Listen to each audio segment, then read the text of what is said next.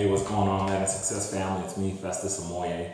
Still telling you guys about, my struggles coming up and growing up. So I guess I left off just kind of telling you guys like the point I was at trying to make ends meet in high school. And so just being honest with you guys, I was a really studious kid. Not studious because I like to study or anything, but I just absorb knowledge quickly. And in our education system, the way it's kind of built is you have to wait to move forward in the system. So if you get something, you have to kind of sit there and wait till everybody else gets it. And so the thing is, I was in a lot of classes that probably I could have been more challenged in. But to be honest, because of what was going on in my family and what was going on in my life, I really didn't need, more challenging classes because I was being challenged by life in a very, very serious way. Since I was getting, challenged by life, I started living with one of my best friends and his family. They took me in, very loving. Shout out to D. Lawal, his entire family. They took me in and basically I lived with them while I went through high school here in Alief. And so since I was living with them, that kept a roof over my head, but it didn't really keep money in my pocket. And so one of the main ways for me to make money during high school was I would sell the answers to tests. Again, I was very, very studious. I would just basically pay attention in class, turn my work in, and when it came time for the test, I would take my test and I would write down my answers. I probably shouldn't be admitting to this, but the alternative was, joining gangs and selling drugs. So what do? So what I do, I'd write down my answers. And after I wrote down my answers, I would sell my answers. So I wasn't like cheating on the test and taking the answers from the teacher or anything like that. They would be my answers.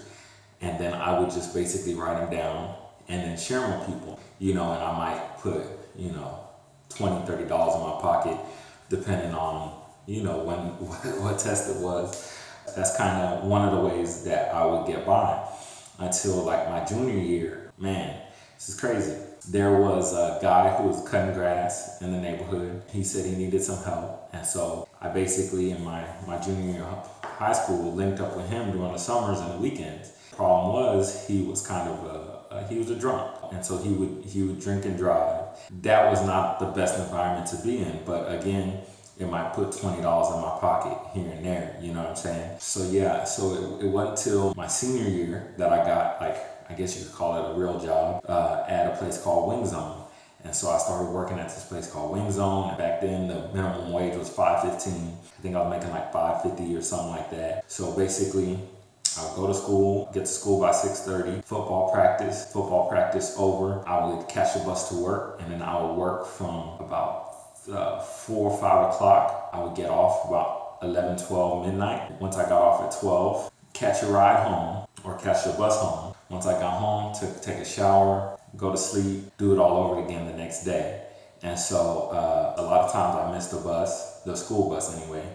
So end up walking to school, end up catching, the city bus, things like that in order to make it to school because I was on the tail end, and I just kind of needed to get out of there. And it was just like, I just felt a strong urge, like I got to get out of high school. It was either that or drop out because I needed to make money because at that point, I had moved out from my friend's family's house, partially because there was a lot of rumors started about things that I was doing. People were saying that I was robbing people and stuff like that. I never robbed anybody. I did steal.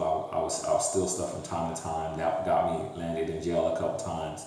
So anyway, long story short, I'm basically living on my own, paying rent, paying bills, basically the back half of my senior year. So like from the time I turned 18 and can sign the actual lease, that's what I was doing. I was paying rent. We had an apartment with my brother and another roommate off of Spice Lane, and it was a struggle because nobody told me how to manage money, like actually manage money, not like, okay, I got $20 to eat kind of money. I'm talking about like pay bills, stuff like that. And so for me, what ended up happening was I thought, you know what, man, the way out is to go to the military because I just had to get out of here. I guess I was in the library at the time. A flash came up on the computer about joining the Army, looked into it. Next thing you know, a recruiter got in contact with me and he took me out to lunch, started me telling all these great things, and that's eventually how I got into the military. I was in the Army Reserves. That became a real big turning point for me. It gave me a team, after high school. And so, I'll tell some people about what was going on, and some people I wouldn't because I didn't feel like they would care anyway. But it helped build me up into the man that I am. And so I joined the Army, and that was one of the best, worst decisions I ever made. And the reason why I say that is because the Army, especially basic training and all that stuff, it's a pipeline. The only thing you're gonna think, live on, breathe, eat, sleep is Army. There's pros to that, don't get me wrong, there's pros to that. Because in the Army, I started getting a real paycheck, or it was much better than what I was making at Wing Zone. Not that much better, but it was much better. Because they gave me a roof over my head. I didn't have to pay to be there. They gave me a haircut, they gave me clothes. And since all of that stuff was there and covered, well, shoot, it allowed me to actually, for the first time in my life, start saving a little bit of money. $50 here, $100 there, whatever, instead of like literally being paycheck to paycheck, where sometimes it used to be so bad, and I know some of you guys out there are still probably that bad. It used to be so bad to where I would have to decide, do I eat today or save this $2 to catch the bus tomorrow type thing. So long story short, in basic training, that helped me out because it gave me some discipline and it gave me some structure in a time where I didn't have discipline, I didn't have structure. And so that helped me to basically build and maintain my confidence. But again, like I said, it was one of the best, worst decisions I ever made, because one of the big things about being in the military and in the Army, everybody's a soldier. So you took somebody who was already kind of suicidal, homicidal, and you taught them how to kill. That's kind of where my mind was at the time. I think that except for a sense of patriotism that I got out of the military, that made me think more about my community, made me think more about the people who helped me out. It gave me a real mean streak, because now, because of their combatives training, because of rifle training, all those different kind of things, now I was like trained. So going through that, I got back to Houston because, like I said, I was in the Army Reserves, and so the way that works out is sometimes you go for training, sometimes you're home, and so I would come back and forth, and as I was going back and forth, it always gave me a break from Houston, from the stress of not having a stable life. I'm talking about mom, dad's friends, people, and I had friends, don't get me wrong, I had some down friends, ride or die homies, Clemente, Olay, D. Lawal. Man, we're brothers, we're still brothers to this day. Just going through that whole situation made me actually sit down, made me ask a lot of questions about life. What do I want out of life? What am I trying to get? Where am I trying to go? And long story short, met a young lady, and I wanted to be with that young lady, wanted to impress her, and I realized I just did not have love in me. I was selfish, I was about me, I was about what I wanted to do in life. That made our relationship all that much harder, because relationships are about giving and caring. And I'm just being transparent. I don't know how many people gonna watch the video or whatever. So I met this young lady, realized I didn't have love, and so in order to impress her, I started going to church, because my manager was like, hey, we just started a new church, would you like to come? I'm like, ooh, this church is gonna set on fire as soon as I walk through the door, It didn't. But the only reason why I was really there was to impress the young lady. But I got something out of that very first message that I did not hear clearly my whole life. And even though my parents took me to church and stuff like that, I never heard the gospel clearly. I heard the gospel that day from Mark chapter 3. And so that day really changed my life. Things started to happen and grow, and me and that young lady got engaged. And after we got engaged, I wanted to marry her, because I felt that relationship was healthy relationship, even though it had its ups and downs. But then again, I never been in a serious relationship, and that relationship lasted about 2 years. So anyway, as I wanted to actually get closer with God and get more involved in like church and community, she didn't want to do that. The thing is, as I started to get involved in church, I started to like look at my life and look at the military and look at the community, and I would ask myself, well, man, you know, when it came to the military, they'd spent millions of dollars from training us and getting us from point A to point B. How come they're not spending those same dollars on fixing my community and fixing, you know, where I'm from? And I realized it's not up to them, it's up to me, up to the people in that community. That's when I started doing like community work and working with other people and mentoring and getting involved in youth ministry and stuff. And you know, I still had my own baggage, you know.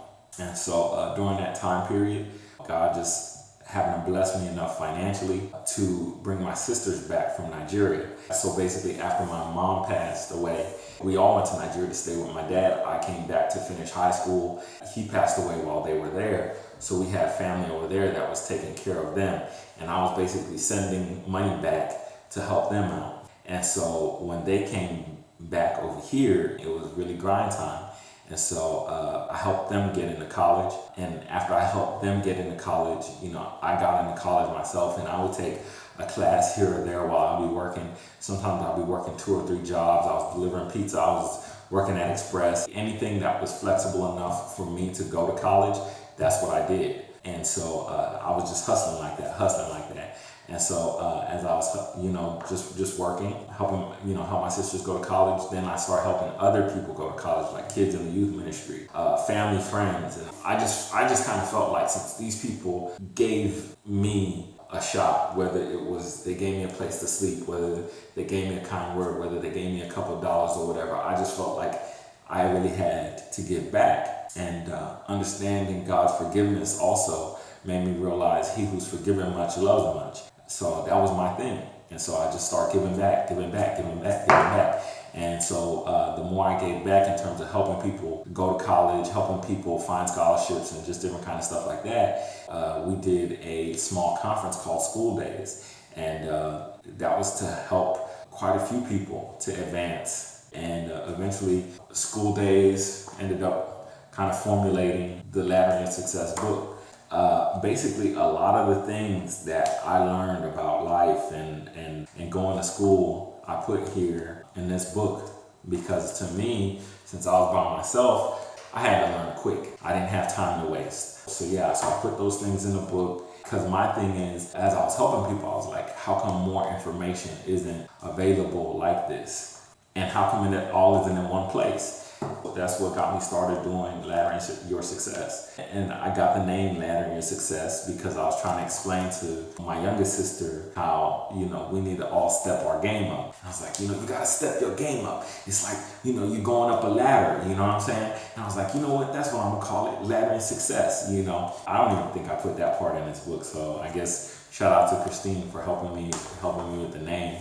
But so that's what got it going. That's what got things started. I'll kind of do another video on what am I doing now, what does success look like to me. So yeah, that's it. I guess I'll get back to you. Please remember to like, share, comment, reach out to me. Tell me what you think. Yep. All right. Be blessed. Yeah.